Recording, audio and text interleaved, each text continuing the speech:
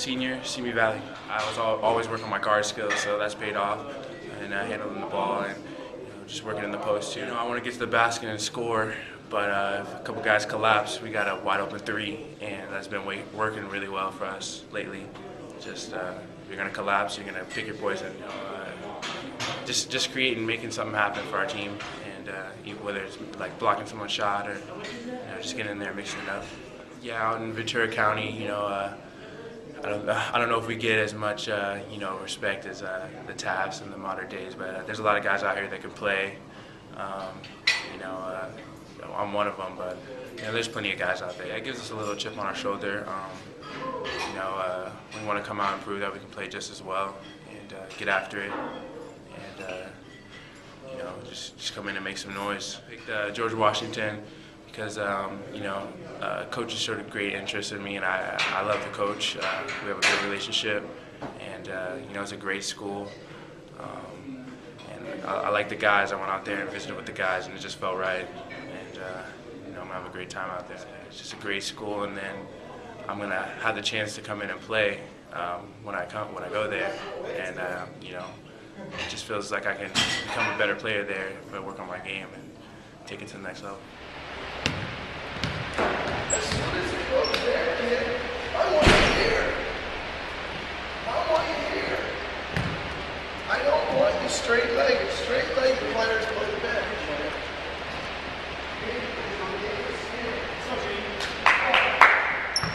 Go. Now. There we go.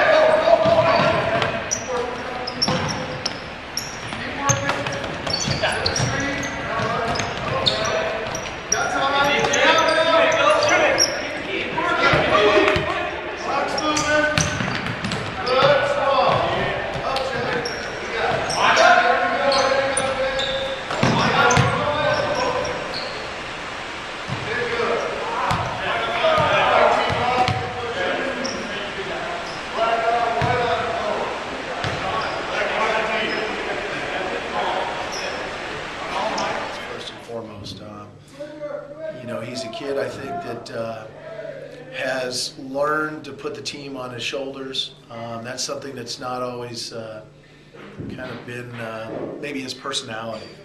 And we've been begging him to giving him a blank check and say, hey, this is your team now, and now your senior year, he's kind of learned from the sophomore year to his junior year to his senior year to really step up and pick up the pace. So I think that's something that took him a little bit of time to feel comfortable in those shoes. I think he feels very comfortable in those shoes now.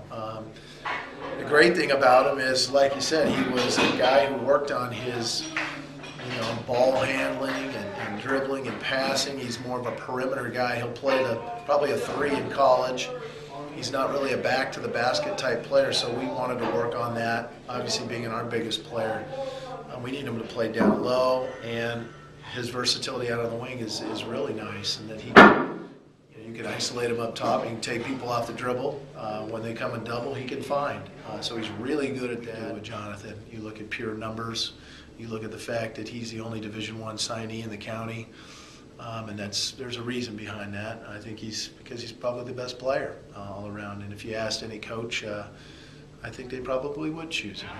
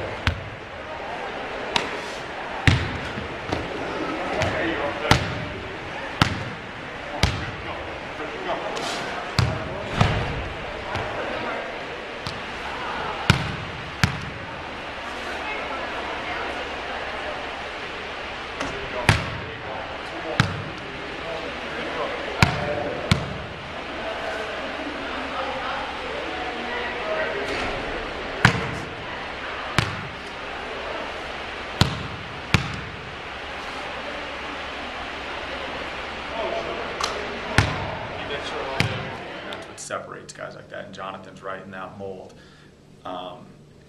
Of what can we give him where it's not a basic workout, because he's not a basic player. He's head and shoulders above a lot of guys. And how can we get him to continue to reach that level is a constant challenge for us, and a fun challenge to try to meet. We thought we had an idea what we had on our hands, but he came out and blew us away in terms of just his presence on the floor and his ability to impact. He's really come out of his shell, I think, since he's been here, and I think part of that's just natural maturity, but he's definitely a leader. He's got his teammates' respect. There's no doubt about it. For Jonathan being our best player, there's no jealousy. He gets most of the headlines.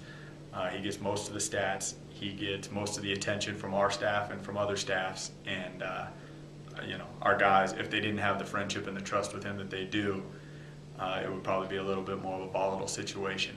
But Jonathan has handled it well.